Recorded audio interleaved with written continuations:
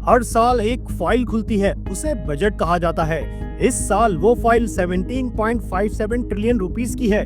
मगर सवाल ये है, क्या इस बजट में मेरे लिए और आपके लिए जिंदगी आसान होगी या फिर मुश्किल? वो दिन गए जब वज़ीर आज़म हेलीकॉप्टर में आते जाते थे। नए माली साल के बजट में आवाम के लिए आसानियां पैदा की गई हैं। आज हम सिर्फ बजट के नंबर्स नहीं, बल्कि उनके पीछे छुपे फैसले, उनकी लॉजिक और उनके असरात समझेंगे, ताकि आप जान सकें कि ये बजट आपके लिए क्या लाया है और इस बजट में आपसे क्या छुपाया गया है।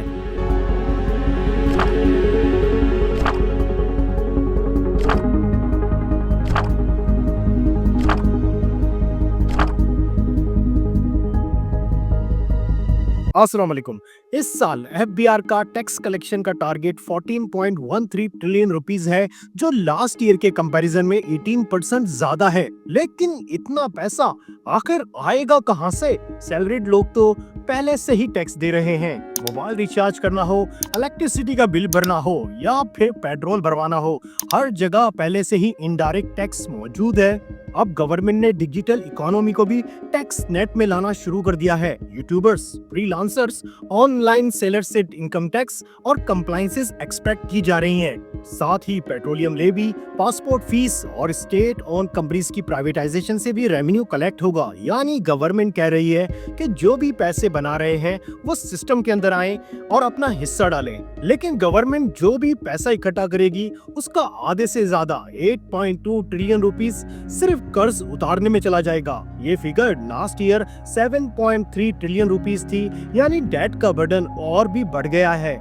डिफेंस का बजट 2.55 ट्रिलियन रुपीस है, जो लास्ट ईयर के मुकाबले में 14% ज्यादा है। जबकि डेवलपमेंट, रोड्स, हॉस्पिटल्स और स्कूल्स वगैरह के लिए सिर्फ और सिर्फ 1 ट्रिलियन रुपीस है, जो रियल टर्म में काफी कम है। पेंशन फंड में 1.05 ट्रिलियन रुपीस रखे गए हैं।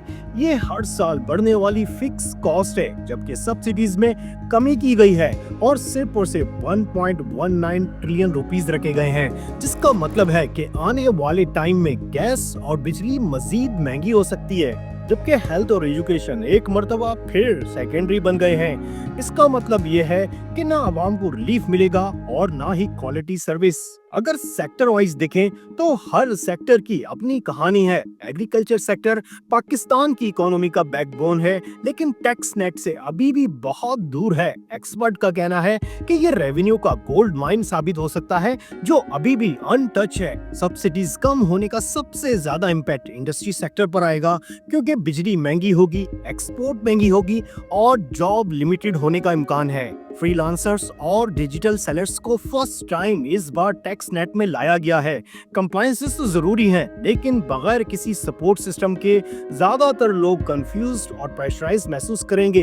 अगर एग्रीकल्चर के बाद किसी सेक्टर में सबसे ज्यादा टैक्स रिफॉर्म की जरूरत है तो वो है real estate sector. I believe कि इस सेक्टर में गवर्नमेंट रिफॉर्म्स लाकर अपना टैक्स रेवेन्यू मजीद बढ़ा सकती है। सवाल ये नहीं कि गवर्नमेंट ने क्या किया, असल सवाल ये है कि और क्या मजीद बेहतर हो सकता था। एग्रीकल्चर को फॉर्मल सेक्टर में लाया जा सकता था, प्रॉपर्टी पर सीरियस टैक्स लिया जा सकता था, जबकि इंपोर्ट आइटम पर ज्यादा फोकस और मिडिल क्लास लोगों के लिए टैक्स कंप्लायंसेस मजीद सिंप्लीफाइड होती, एजुकेशन और हेल्थ पर रियल टाइम इन्वेस्टमेंट होती, जिससे आवाम को मजीद फायदा होता।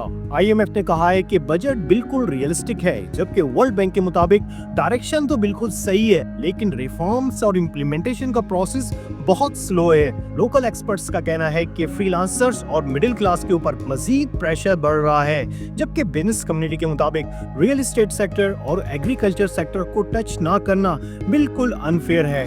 बजट 2025-26 एक मिसाल है टाइट रोप की, जहां IMF को भी मनाना था और आवाम के लिए भी कुछ करके दिखाना था।